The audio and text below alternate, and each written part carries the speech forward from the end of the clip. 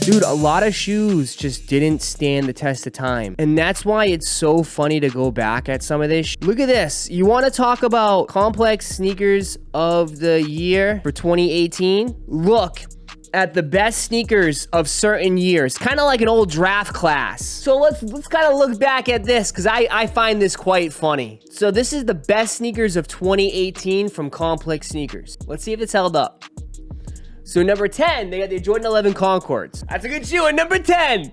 At number 10. Number 9. The Adidas Yeezy 500. They took the 500s over the Concords. 500s are good shoes. At the time, right? They just came out. Good shoe. 500s still come out. Look at 2018. 2018 to 2023. 500s still come out. They still sell out, right? They still sell. People still love the Yeezy 500.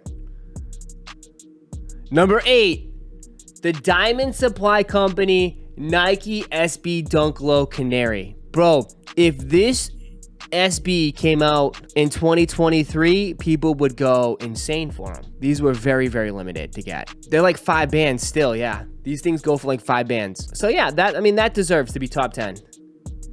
Number 7. Number 7, the Off-White Air Jordan 1 White at number 7. I should have copped these. I should have got these. I don't know why I never did. Number 6, the Air Jordan 3 Black Cements. The Air Jordan 3 Black Cements.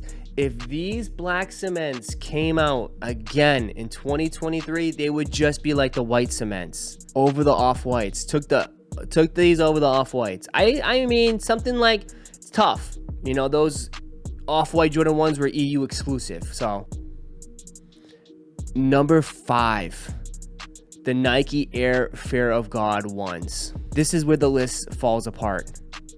This is where the list falls apart. Absolutely no. Talk about a shoe that did not stand the test of time. You cannot catch anybody wearing this shoe. People don't wear them. We're talking about shoes right now. We're looking at this list from a standpoint of, have these shoes stand the test of time? Do they still live up to the hype? You don't see anybody wearing these no more. They stopped because obviously Jerry left Nike, right? Now at that point in time, yeah, they were crazy hype for sure. The Jerry fanboy, that base is pretty big. The essentials, yeah, that thing's the same sweats over and over, just a different color. Number 4, Travis Scott Air Jordan 4s.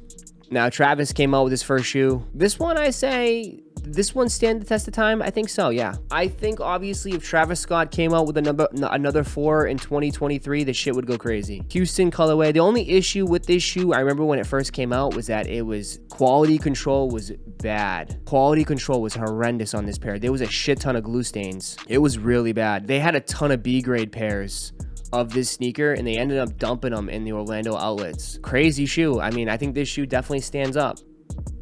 Number 3, the Union Air Jordan 1. Talk about an ultimate grail. Ultimate grail.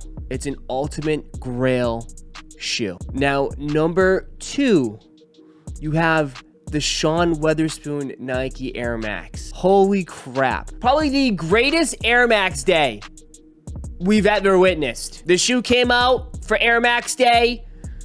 It was a competition. Sean won the event. He ended up designing the shoe. They came out with this. He actually had a van, like an old VW van. He drove around New York City, I believe. I just remember the chaos for this shoe. I don't know if they did it first come, first serve, but I remember he drove the van around New York and he stopped at Kith. And I remember people were just chasing the van everywhere. And it's a grail. You have a grail again in 2018, an absolute grail shoe that goes for thousands of dollars. Sean doesn't work for Nike anymore. Jerry doesn't work for Nike anymore. A lot of things change, man. And number 1 for 2018 complex sneaker of the year,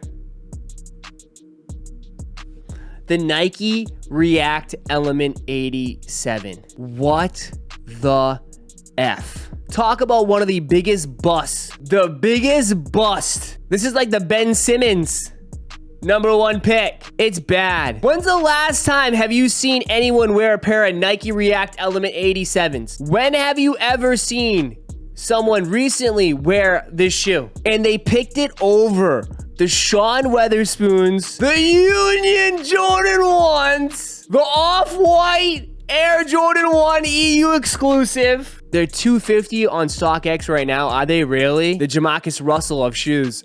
Talk about a flop. Okay, what am I trying to get from this? Okay, what's the point I'm trying to prove? Some shoes do not stand the test of time. You know, it's quick hype, it's super trendy, everybody's rocking it, and then years down the road, you're just like, what the hell? What were we thinking? What were we thinking? Over all these other shoes that are now grail. I want to put this out to you guys out there in the comments and chat. What shoes you think that are going to stand the test of time and be the ultimate grail from whether this year or last year? Do you think that Nike SBs, the Jordan 4 SBs, do you think 5 years from now we're going to be looking at that shoe? Grail. I'm a Manier 3s and 4s. Okay. The lost and founds. I see a lot of lost and founds in here. Mambacitas, Jackie Dunks. Here's a better question too I want to ask. What shoe you think is fake hype? Number 1 shoe of the year, and it's completely gone. People are saying Vomeros. I see New Balances, the big red boot in 5 years, Pandas, Tom Sachs. What shoe? Oh, the Tiffany Air Force 1. That's a good one. That was one that was super hyped. Remember, it's got to be hyped. The Element 87s were extremely hyped when they first came out, and I honestly never had a pair. And if you look, just for shits and giggles, the Element 87s, they ended up mass producing them too. And the see-through shoes just never hit. The see-through plastic, but man, you can get these for like $100 or $200. After Complex put Khaled's in the top 10, damage was done.